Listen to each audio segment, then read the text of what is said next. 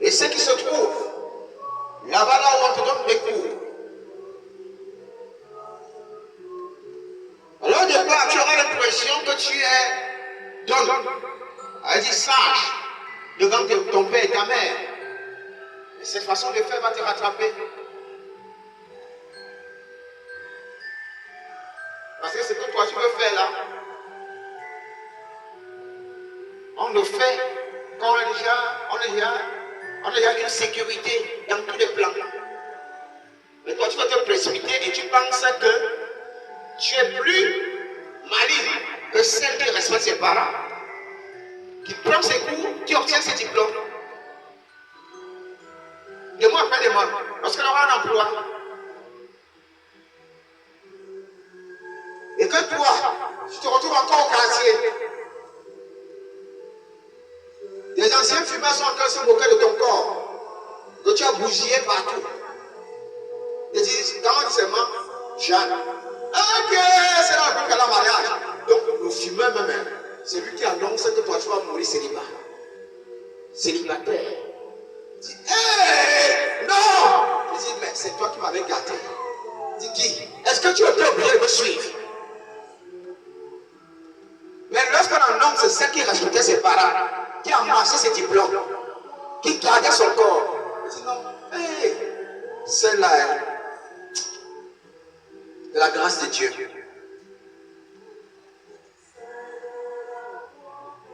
L'enfant sage adopte directement la sagesse que Dieu lui procure. Mais l'enfant têtu apprend par les conséquences. Et c'est très mauvais d'apprendre par les conséquences. On voit un enfant qui va faire un pacte satanique. L'enfant va venir apprendre par les conséquences. Qu'est-ce que l'enfant n'a pas fait dans le Sissoko? Parfois l'enfant revient avec déjà des traits, des larmes. Parce que le démon l'amène à faire ça. Elle pleure. L'esprit l'impose à se blesser. Si auparavant elle écoutait les instructions de Dieu, elle n'allait pas accepter. Déjà c'est lié à quelqu'un à cet âge-là. Et maintenant, lorsque la personne dit allons chez le marabout, elle ne devait pas courir. Si elle a couru, ça veut dire que les parents faisaient d'abord ça. Parce qu'un enfant, une petite fille qui est facile à aller vite chez le marabout, elle a reçu ça de quelqu'un, la mère de sa maman. Petite chose, on va voir malade.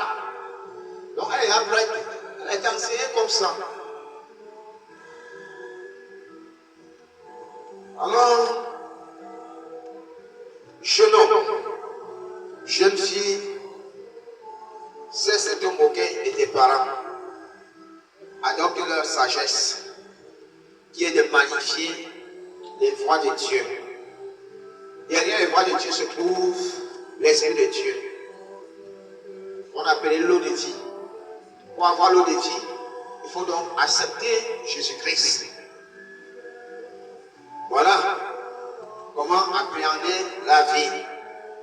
Bon, à ceux qui restent dans les Sissoko, fumant, agressant, violent,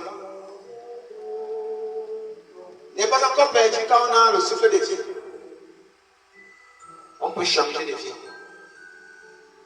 Ne finissez pas comme Goliath. Mais décidez que cette fois-ci, on quitte ces lieux. Ne faites pas comme Barabbas. Ne faites pas comme certains qui disent qu'ils sont bien criés. Tant que tu as le souffle de vie, tu n'es pas crié. N'oubliez pas, le calmant existe. Le calmant, en fait, c'est quoi? Ce sont les conséquences de tes actes qui s'appliquent sur toi, tout simplement. Et c'est Jésus qui se rassure que tu payes ce que tu as fait aux gens. Donc, ce n'est pas la force de ton couteau, ou bien de ton âme, ou de tes amis, qui va te maintenir fort. Tu vas vieillir un jour. Et quand tu vas vieillir, qui pourra te protéger? Dieu.